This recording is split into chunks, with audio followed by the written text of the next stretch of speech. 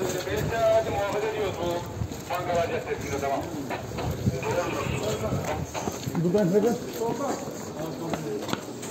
Karşıya gel. Gel abi gel. Aracı muhafaza etmeye devam edin. Müsait değil görünen. 41 yalan aşağı.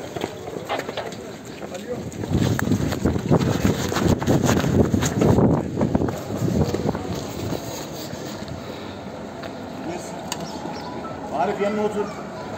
Otur yanına bir otur. Yavaş.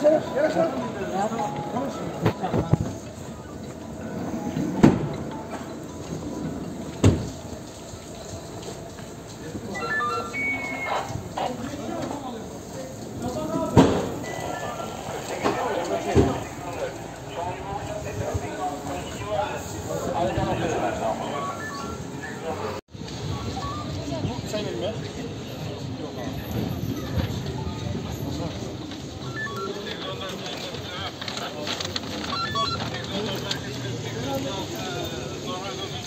Şöyle gelin ben.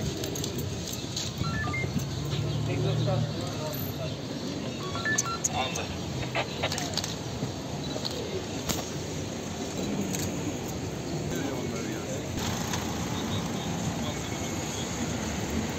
Yedi mi kaldı?